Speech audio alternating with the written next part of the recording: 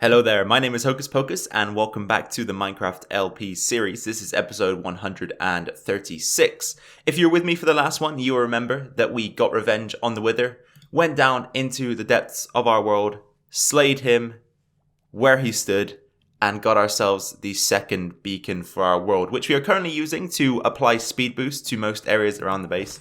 Unfortunately, the range isn't great enough at the moment to reach all the way over to small storage, so we may have to get a second one in eventually. However, this thing pretty much covers the entirety of the tree farm here. You can go pretty far in this direction and still maintain the speed boost, and you can also head into the new ravine area of the base quite a distance until you actually run away from the effects of this beacon. So you can make it pretty much all the way down into the treasure room and still maintain your speed boost. So that is all very well and good, and I'm very pleased with the outcome of last episode. I did think that in the back of my mind maybe we'd go down there and get our butts kicked again, but the truth and the reality was a lot different from any fears that I had in the back of my mind.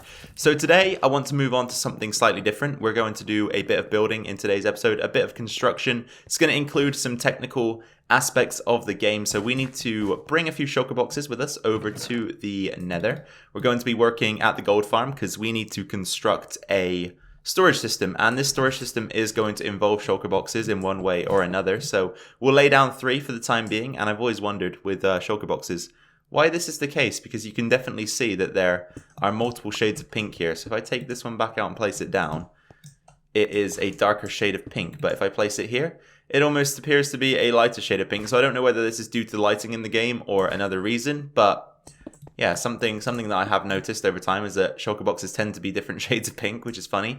Anyway, that is besides the point. As I say, we need to get a few things together. So we're going to need hoppers, dispensers, redstone, repeaters, comparators, chests, building blocks, blah-de-blah-de-blah. You guys probably know the drill by now. So let me fill these guys up and then we'll take a look through our inventory. Okay then, let's take a look through both of these shulker boxes. I've narrowed it down just to 2. We don't need any more storage at the current time. So in the first one, we've got building blocks glass. So, you know, similar building blocks to what we use for the farm itself. We've got a bunch of chests, which are going to be very important for the storage system, as you guys probably would have guessed. Bunch of redstone items here, including some lamps, repeaters, comparators, hoppers, droppers, and observers. And then finally, in the second chest, we've got some backup iron just in case we require it, some sticky pistons, and a stone cutter for all of our stone cutting needs. So now that we've got everything in these 2 shulker boxes up together, you guys have to keep in mind that in the Nether, water isn't a viable option as it just immediately evaporates due to the severe heat of the Nether itself. You know, it is like that hellscape type deal.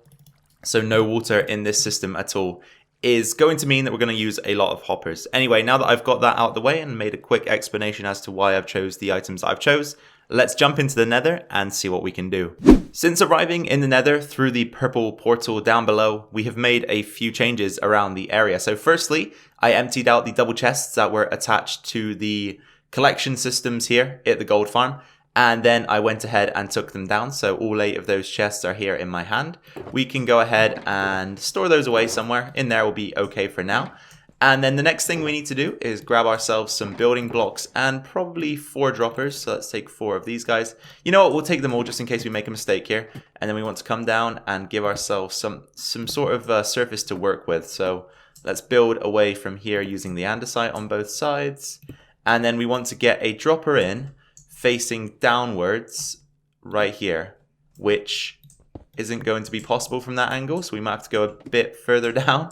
Okay, so if we come down maybe another couple blocks, that might be sensible. Go back up and then do the same thing. So we want to kind of just come around the corner, build out ever so slightly. We can take this guy out, and then we want to, as I say, have an upside down dropper right here. So you can see it's facing downwards. This black hole here is where the items are going to exit the dropper from. We need to do that on all 4 sides. 1, 2, 3, and finally number 4, which of course does look a bit different, and I will explain. So for number 4, I went ahead and installed the redstone contraption that will allow this thing to fire automatically once items make their way into the system here. So as an example, we could just take some rotten flesh from the chests here, wherever I may have that stored. I think I have some in here as well, right? Yes, I do. Good. And rotten flesh obviously is something I don't particularly care for, so we'll use it as a test subject for this time. And if we pop that in, you can see that pretty quickly all of that rotten flesh is getting dispensed downwards by the dropper. So we're going to translate this design over to all of the other droppers in the system. And just to quickly explain how this works. So first of all, the comparator will detect whether or not there are any items in the dropper. If the comparator detects items, it will send a redstone signal into the repeater, which will renew the signal strength, making it as strong as possible.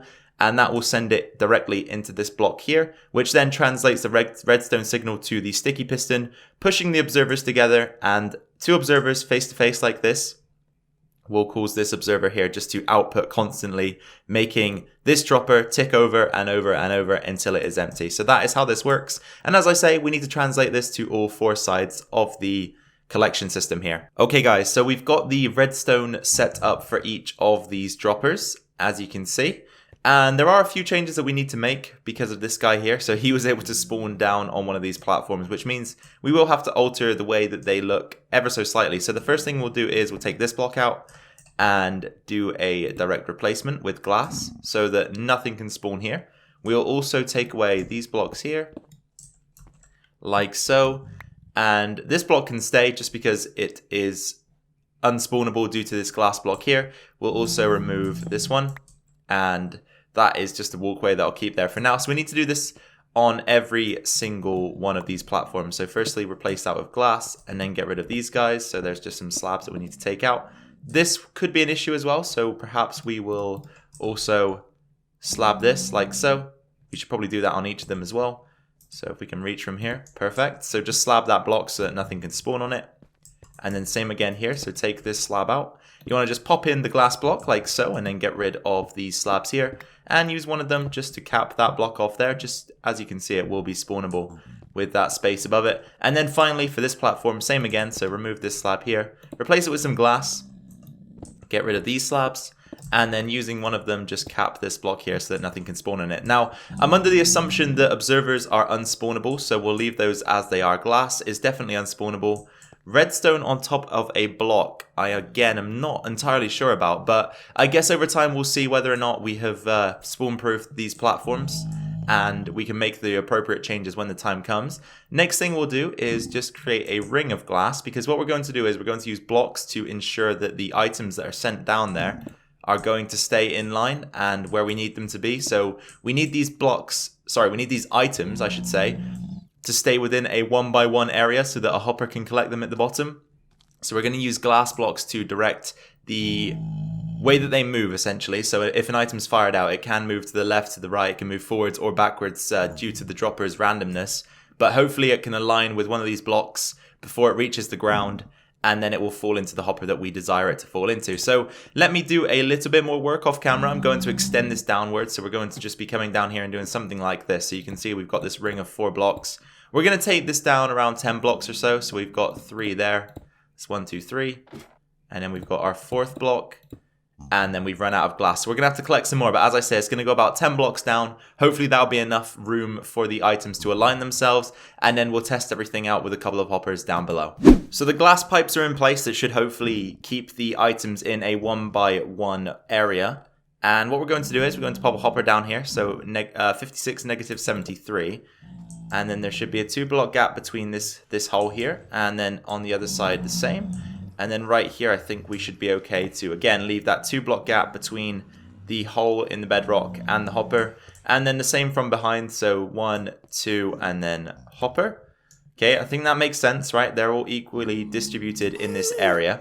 So what we want to do now is have a quick test to see if this does work. So what we'll use is we'll use andesite. We'll pop a stack in each of the droppers. And hopefully, once it's all dispensed, we will see a stack in each of the hoppers down below. So let's quickly get up to the farm and into the collection system so that we can give it a run. See what happens. And you guys may have noticed that I did die before this clip. Whoops, that sound is awfully obnoxious. So let's go ahead and get rid of that. And as I was saying, yes, I did die. I flew down at too much of a speed, crashed into the ground, and just annihilated myself. So that's that. Anyway, let's do what I said. Pop in a stack of each. Looks like we actually grabbed a couple of those, so that test might be a bit dodgy, you know, but we'll try our best not to do that again. So let's do that. And then finally, on this side, we need to do the same thing, but I'm trying not to grab the blocks, you know. There we go. Okay, so as you can see, the items sort of flow down, hopefully hitting the walls and getting trapped within that 1x1 area. I don't know if that's going to be something that's reliable or not. We'll soon see. It doesn't look like it for now, but we can extend these pipes, as I say. We can make them come all the way down if we need to. We can bring them down by an extra 10 blocks, but yeah, you can see straight away that this isn't a reliable method at the moment. So in this hopper 55, we were short by around 10. Again, here we're short around 6, so we're not getting the accuracy that we need. Short around 10 again here, and then finally we're short around another 10 or so there. So things aren't the way they need to be right now. We do need to maybe extend those pipes for another 10 blocks or so. That might include going back and grabbing more glass, because I'm not entirely sure actually if I'm going to have enough. We have 58 pieces of glass left, so we might have to go and grab some more sand, smelt some more glass, dye it red, and then come back and try again. Okay guys, it's been a little while since the last clip. As I said, I went over to Oasis, headed into the desert, grabbed some sand, smelted it, and we're carrying pretty much all of it so far that I did smelt, aside from a bit that I used to extend the pipes that are going to shuttle our items down to the ground below. And this is what remains. So now that we've implemented another 10 blocks, so each of these pipes is now 20 blocks long, we will give this thing another test run. And hopefully this time it's 100% efficient. I can't see it, mind you. I think this will still take some more extension, but we will soon find out. So let's pop in a stack there. Pop in a stack there. And then as I say, we want to be careful not to pick anything up. Pop in a stack there. And then finally one more here. And just let those tick over. Shouldn't take too long to get through a stack of items, as you guys remember from the last clip maybe. There you go, this one's done. This one is now done. The one at the back is probably going to be done anytime soon. There you go. And then finally, this one should wrap up shortly. Perfect. Okay, so we'll give it a few seconds just to make sure they all reach the bottom. We'll fly down and check the hoppers. So let's see what the results of this test are going to be. Hopefully a bit better than last time. Needing some more accuracy here, a bit more precision. And so far, I don't see any items on the ground, which is definitely a good sign. So we've got a stack in here, good. A stack in here, halfway through, so far so good. Stack in here, 3/4 of the way through, so far so good. And a stack in here, perfect. So this is enough. The 20 block pipes that we've got up there in the red fog are perfectly acceptable for the use that we need them for. And as a matter of fact, I'm actually not going to be building the storage system down here. It's going to be elevated slightly on a platform, I think. So let's get thinking about that platform and thinking about what we're going to do for the storage system itself. I have an idea in mind, I have a design in mind, so don't worry about that. I have thought ahead about this thing and what we need it to do and how we're going to achieve that goal. So as I say, let's think about the platform and then we can go ahead and maybe start on the construction of the storage system itself. Okay guys, so in terms of a platform setup, this is what I've got, and I know it looks strange, so let me explain. Okay, so first of all, I wanted to go with a ring around the ladder here, centered on the hole that the ladder is actually progressing through, so centered on the hole through the bedrock here, which I think is the perfect situation, since that goes all the way through up to the farm. And look, you can actually almost see the pipes up there that are directing the items down to where we need them to be. So then I did begin this build using full blocks of andesite and quickly realized that allowing spawns down here, A, might mess up the farm up there, and B, might allow gas to spawn, which is the last thing we want down here. So I've chosen to use a combination of glass and half slabs. So these half slabs here, the 5 wide area that we've got with the regular andesite, is going to be where the chests are situated and the storage system itself. And then this 3 wide area here is going to be a walkway that goes all the way around the outside so that we can access the chests and the shulker storage system that I plan to implement. So what we're going to do now is I'm going to try and get started on one of the shulker setups, and then we'll figure out how we're going to filter items down into the system after that point. And then I guess we'll just go from there. So give me a second and I'll get that set up. Okay, so this is the contraption, the shulker box storage system that will go at the bottom of a silo setup. So there will be more storage above it that acts as a buffer, and this will ultimately bring everything together, store it in a shulker box, and allow us to take it away with us. So the shulker boxes will be deposited into this chest here. So we've got an empty one right here that I'm going to pop in. And then if we hit this button, the shulker box is dispensed onto this half slab here. And then if this shulker box were to fill up, oops, I accidentally threw my items. As you can see, it's automatically pushed off into here, down there, and into this chest. And we have a full shulker box of the item that is going to be in the system. So that's how this thing works. Quite simple, quite straightforward. Not my design, by the way. I have taken this from YouTube, so don't allow me to take any credit for this. I want, I think, 2 of these at least. No, 3 of these there will be. 1 for the gold nuggets, 1 for the gold ingots, and 1 for the rotten flesh. And then we will deal with the swords separately because they need smelting and breaking down into their components. So, as I say, what we need to do now is figure out a way to attach a buffer silo storage system to this. It doesn't need to be too big, but the items themselves need to go into what chest here? I'm trying to think what chest these items are going to need to go into. They're going to need to be dispensed directly into the shulker box, aren't they? I'm thinking incorrectly here. They need to be dispensed directly into the shulker box. So there will be a hopper atop the shulker box area here. So let's make our way up there quickly so that we can place that down. So there will be a hopper right here. We can actually get rid of this one. Won't be needing that. Okay. And then we can take away these blocks. So that hopper there is where we will feed all of the items. So above that hopper needs to be a silo storage system, as I say, that is filtered, that will allow us to only store gold nuggets in this system here. Okay, so with the shulker box dispenser and the silo type storage tower in place with an extra 5 double chests worth of buffer storage, we should be good to start adding in the filtering system for this design. So what we want to do is come up to the top, add a filter that sort of pokes out the back, and then once we've got that in place, it will be time for a collection system from the drops that come out of the pipes that then distribute the items around the system.